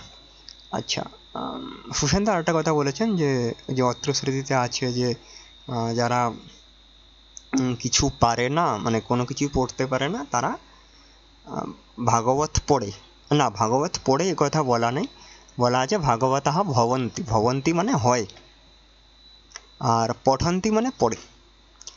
তো ভাগবত পড়ে এই কথাটা ভুল, এই অনুবাদটা যারা করেন সমাজীরাও করেন, মানে অন্যকে বিভ্রান্ত করার জন্য অনুবাদটা ভুল। তো তারা ভাগবতঃ ভবন্তি মানে তারা ভাগবত মত অনুসরণ করে। এটা করে ভাগবত মতের সরলত্ব দতিত হয়, কারণ ঈশ্বরকে পাওয়ার ভিন্ন ভিন্ন উপায় আছে, কিন্তু সব শাস্ত্রীয় উপায় শেষে সেই ঈশ্বরের কাছেই নিয়ে যায়। তো যেমন ভাগবতে বলা আছে 1:4-25 যে যেহেতু অদ্বিজীয় মানে স্ত্রী শূদ্র ইত্যাদিদের যেহেতু বেদ পড়ার অধিকার নেই, তাই ব্যাসদেব কৃপা করে তাদের জন্য এই পুরাণ রচনা করেছেন। দাদা আমি একটু করতে চাই আপনার সাথে।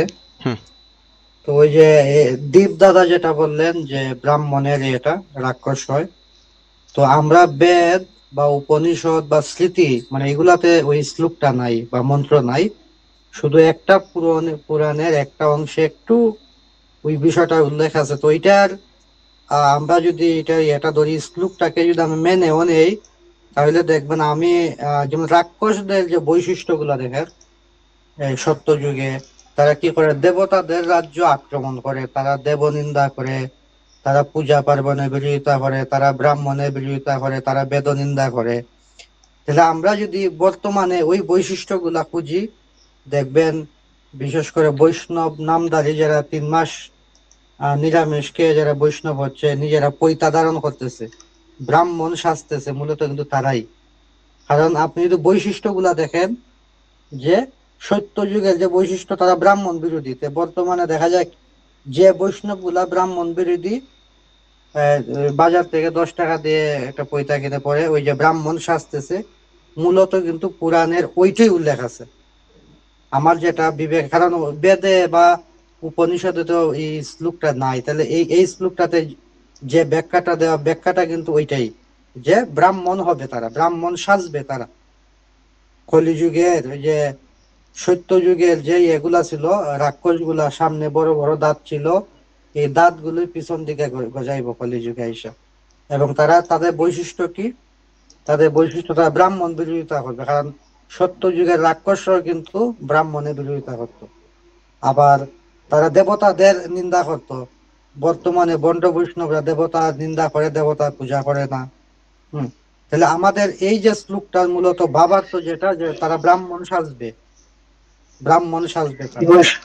হিমাংশুদা, আসলে মানে অপরাধ নিবেন না, আসলে আমাদের আলোচনার সময় অধিক হয়ে যাচ্ছে, আর আমাদের আরো কিছু প্রশ্ন আছে। আমরা এই বিষয়ে প্রয়োজনীয় অন্য একটা সপ্তাহে আবার আসার চেষ্টা করব। তো এই পর্যায়ে আমাদের সাথে প্রশ্ন নিয়ে আসছেন অঞ্জন চক্রবর্তী নিরি।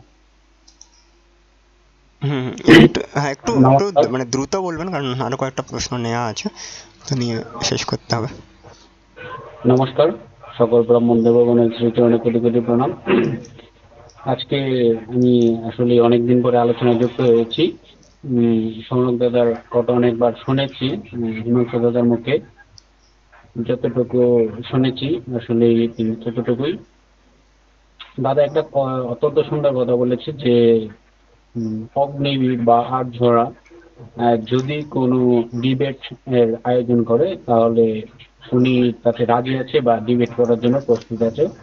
আসলে হিমাংশু দাদাও জানে, বা এখানে আনন্দ চক্রবর্তী আছে, অনেকেই জানে আমরা বহুবার অগ্নিবীরের সাথে ডিবেটে গিয়েছি।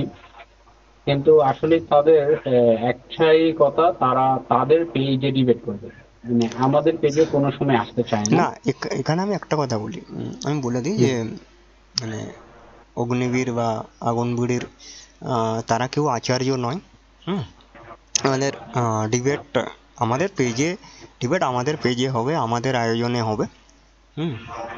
তারা আসলে না এলে না আসবে। দেখুন, আমাদের আহ্বান দেওয়া আছে, চ্যালেঞ্জ দেওয়া আছে, এটা পর্যন্ত আমি বলেছি ডিবেটে জিতলেই 1 লাখ, মানে 1 লাখ ভারতীয় টাকা চেক তাকে দেওয়া হবে, এটা পর্যন্ত লেখা আছে। এরপরে তারা না এলে তো তাদের পায়ে ধরে আনার কোনো ব্যাপার নেই। কিন্তু এই বিষয়টাতে আমরা অনেকবার মানে ওনাদের সাথে ডিবেটের চেষ্টা করেছি। এই যে না সেটা তো জানি যে তারা করে, মানে কি বলে, পালিয়ে যায়। ঠিক আছে, এখানে আরো একটা কথা বলি যে আমি 1 মিনিট, আমি এখানে একবার ইয়েটা দেখিয়ে দিই যে কি কি টপিক আছে, যদিও এছাড়া অন্য টপিকও হতে পারে। মোটামুটি সাধারণ সবকটা টপিকই দেওয়া আছে, যে ব্রাহ্মণ গ্রন্থের বেদত্ব, বেদে পশু বলি, মৃতক শ্রাদ্ধ, সত্যার্থ প্রকাশ, যে অপ্রামাণিক, অবতারবাদ, জন্মনা বর্ণ, সায়ন ভাষ্যর, প্রামাণিকতা, বিগ্রহ উপাসনা বা মূর্তি পূজা, শাস্ত্রীয়তা, দয়ানন্দ ঋষিতে, মানে দয়ানন্দ ঋষি ছিলেন না, পুরাণে প্রামাণিকতা, অন্যান্য বিষয়। ঠিক আছে, এটা এখানে পরিষ্কার বলা আছে আয়োজন অনলাইন বা অফলাইনে আমরা করব, আমরা মানে সমাজিরা নয়। তো আমরা করব, তো সেখানে ঠিক আছে, সমাজের যদি এটাও বলে যে তৃতীয় পক্ষ, তো ঠিক আছে, ইসকনের পেজে করা যেতে পারে, তার সঙ্গে কথা বলে। এবং এই বিষয়গুলো বেশিরভাগ তো ইসকনও মানে। ঠিক আছে, অন্তত ইসকন মহাপ্রভুকে মানতে হবে, মহাপ্রভুকে মানতে হলে শ্রীধর টিকা মানতে হবে, শ্রীধরী টিকা মানলে জন্মনা বর্ণ মানতে হবে, পশু বলি তৈরি সবই মানতে হবে। ঠিক আছে, এবং আপনি যদি একতা ব্রাহ্মণ পরিবার গ্রুপে থাকেন বা ইত্যাদি, আমার সঙ্গে পরে ইনবক্সে যোগাযোগ করতে পারেন, তাহলে কোনো সমাজী আচার্যকে ডাকার ব্যবস্থা করতে পারেন, মানে সরাসরি তাকে কল করে ইত্যাদি, তো সেটা করা যেতে পারে। দাদা বহুবার চেষ্টা করছি। ঠিক আছে, ওরা না এলে না আসুক, আপনি এই আহ্বানটা আপনার গ্রুপে পোস্ট করে দিতে পারেন, গ্রুপে মানে পেজে আপনার টাইমলাইনে পোস্ট করে দিতে পারেন, যে এরা এলো ব্যাস, ওদের তো পায়ে ধরে আনার ব্যাপার নেই। আচ্ছা, যাই হোক অঞ্জন মামা, আজকের মধ্যে এখানে থাক। তো আমাদের এই পর্যায়ে প্রশ্ন নিয়ে আসবেন, নামটা দেখা যাচ্ছে না, শুধু স্মরণ লেখা আছে, আপনি প্রশ্ন করতে পারেন। তাড়াতাড়ি করবেন, একটু আমাদের সময় হ্যাঁ হ্যাঁ সংকীর্ণ। হ্যাঁ, শরণ শরণ বলো, তারপরে শরণ। সদীপের প্রশ্নটা দিয়ে শেষ করবো। স্মরণ। নমস্কার। হ্যাঁ বলো বলো, নমস্কার তাড়াতাড়ি বলো। সকলকে। দাদা এখন কথা হচ্ছে ভাগবতীর অনেক কিছু কথায় ভগবান শ্রীকৃষ্ণকে মূল ঈশ্বর হিসেবে দেখানো হয়, যেখানে আমরা বেদ কিংবা ওই বিভিন্ন দর্শন শাস্ত্রে ভগবান শ্রী বিষ্ণুকে দেখছি। তো ভগবান শ্রীকৃষ্ণ যেহেতু অবতার বা মানুষ হয়ে আমাদের মানে সামনে প্রকটিত হয়েছেন বা অবতীর্ণ হয়েছেন, সেই ক্ষেত্রে তাকে কি আমরা ভগবান শ্রীকৃষ্ণ ভগবান শ্রী বিষ্ণুর উপরে কি স্থান বা ভগবান শ্রী বিষ্ণুর সমকক্ষ হিসেবে কি দেখতে পারি? না, ভগবান শ্রীকৃষ্ণকে ঈশ্বর বলা কোনো ভুল কিছু নয়। ভগবান বিষ্ণু এবং শ্রীকৃষ্ণের অভেদত্ব বর্ণিত আছে। তাছাড়া আমি যদি বলি যে আদি শঙ্করাচার্যের গীতা ভাষ্যে পরিষ্কারভাবে ভগবান শ্রীকৃষ্ণের ঈশ্বরত্ব বলা আছে, তো সেখানে ভগবান শ্রীকৃষ্ণ ঈশ্বর নন এ কথা বলাটা ভুল। আমাদের বা অদ্বৈতবাদীদের দৃষ্টিতে ভগবান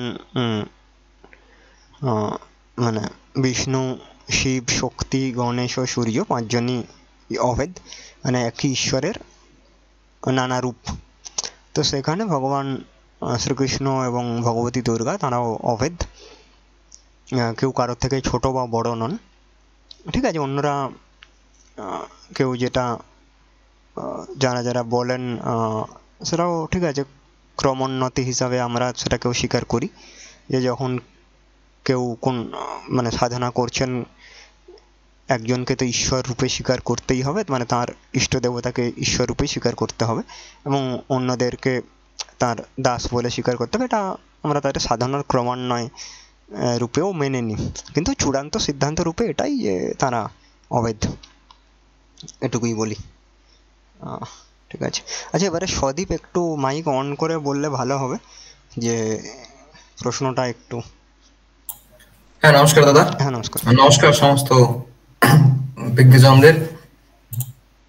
হ্যাঁ, তো আমার প্রশ্নটা ছিল যে ওই যে মানে দুই ভাগবতের ইতিহাসের যে প্রামাণিকতা, ওইটা মানে যে কোনটা কখন হয়েছে এইরকম একটা। আচ্ছা আচ্ছা, ঐতিহাসিকভাবে তো আমি যেটা দেখিয়েছি যে আদি শঙ্করাচার্যের আগে গৌড়পাদাচার্য তিনি উত্তর গীতা ভাষ্য করার সময় তদুক্তং ভাগবতে বলে ভাগবত থেকে উদ্ধৃতি দিচ্ছেন। ঠিক আছে, আচ্ছা এখন দেখুন আমাদের হিন্দু ধর্মে তো সব কিছুর এরকম পাথুরে প্রমাণ বা প্রত্নতাত্ত্বিক প্রমাণ পাওয়া যায় না। ঠিক আছে, তবে এখানে আরেকটি কথা বলা যায় যে অষ্টাধ্যায়ী যা ভগবান পাণিনি মুনি রচিত, সেই পাণিনি মুনি রচিত অষ্টাধ্যায়ী যা খ্রিস্টপূর্ব মানে আজ থেকে মোটামুটি 2500 বছর আগের, সেখানে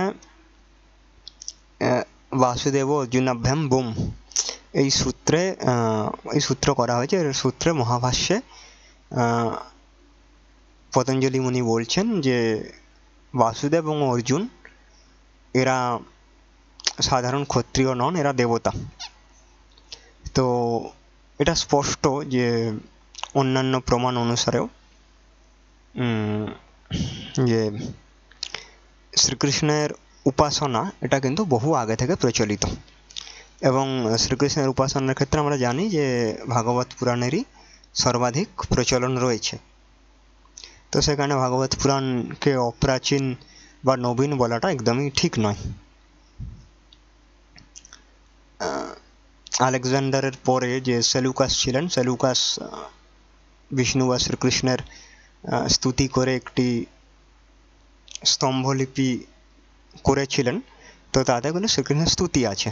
তো এরা সবাই খ্রিস্টপূর্ব, তাহলে শ্রীকৃষ্ণের উপাসনা ইত্যাদি বহু আগে থেকে প্রচলিত না থাকলে কেন তিনি করতে যাবেন? এবং সব পুরাণে শ্রীকৃষ্ণের কথা আছে, কিন্তু শ্রীকৃষ্ণের উপাসনা বিশেষভাবে ভাগবতেই আছে, আমি যদি ভুল না হই।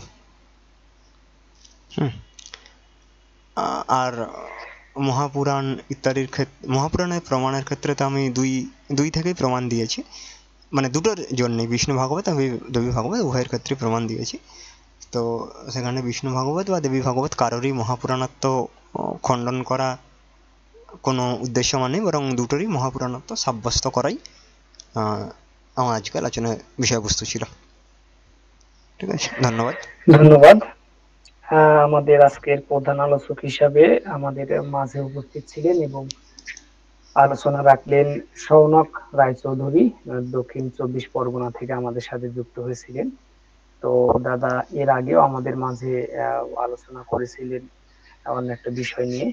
তো আমরা দাদাকে আজকেও সাথে পেয়েছিলাম। তো আসলে দাদা এত ব্যস্ততম মানুষ হয়েও যে আমাদের এই এখানে সময় দিয়েছে, এই জন্য একতা ব্রাহ্মণ পরিবার সারা বিশ্বের পক্ষ থেকে দাদাকে আন্তরিক অভিনন্দন ও শুভেচ্ছা। তো আজকে এখানে যারা আমাদের মাঝে ছিলেন, যারা আমাদের এই গ্রুপের সদস্য বা আমাদের সদস্যের বাইরে যারা ছিলেন, তো সবাইকেই সমলোচিত অভিবাদন জ্ঞাপন করছি। তো আপনারা একতা ব্রাহ্মণ পরিবারের পাশে থাকবেন, আমরা যেন আপনাদের মাধ্যমে আমাদের এই গ্রুপকে মানে বৃহৎ থেকে বৃহত্তর করতে পারি, এই আশীর্বাদ রাখবেন সবাই। তো এই পর্যায়ে আমাদের আজকের যিনি আমাদের মাঝে সভাপতি হিসাবে ছিলেন, আমাদের সভাপতি মহোদয়কে দৃষ্টি আকর্ষণ করব যে আপনি অনুষ্ঠানের সমাপনী বক্তব্য দেওয়ার জন্য। নিবাস দা। নমস্কার সবাইকে আবার। যাই হোক, আমাদের আজকের যে পর্বটি আমরা শুনলাম অতীব গুরুত্বপূর্ণ, বিশেষ করে আলোচনার পরবর্তীতে যে সমস্ত জ্ঞানী ব্যক্তিরা যে সমস্ত প্রশ্ন করেছেন, এই প্রশ্নগুলোর মাধ্যমে আমরা অনেক সমৃদ্ধ হলাম, যে অনেক কিছু জানতে পারলাম এই প্রশ্নগুলোর মাধ্যমে।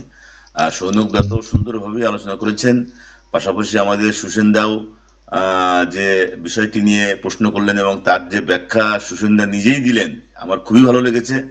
যাই হোক, আজকের যে এপিসোডটি ছিল খুবই তাৎপর্যপূর্ণ এবং গুরুত্বপূর্ণ। যাই হোক, আমরা এভাবে যাতে এগিয়ে যেতে পারি, প্রতি সপ্তাহে সুন্দর সুন্দর নতুন নতুন একটি বিষয় নিয়ে আমরা আমাদের পথ চলা শুরু হোক, এই আশাবাদ ব্যক্ত করে আজকের অনুষ্ঠান সমাপ্তি করার জন্য আমি অনুরোধ করছি। নমস্কার সবাইকে। ধন্যবাদ সবাইকে। তো আবার পরবর্তী সপ্তাহে কোনো না কোনো বিষয় নিয়ে আমরা আবার উপস্থিত হব। তো সেই সময়টুকু বা সেই পর্যন্ত সবাই ভালো থাকবেন, সুস্থ থাকবেন। আল্লাহ শক্তি মহামায়ার অপার করুণা ধারা বর্ষিত সবার প্রতি সদা সর্বদা। তো আসলে সবাইকে তো একবারে লিভ দেওয়া সম্ভব না, যে যার যার দায়িত্বে লিভ নিয়ে নিবেন। ধন্যবাদ সবাইকে।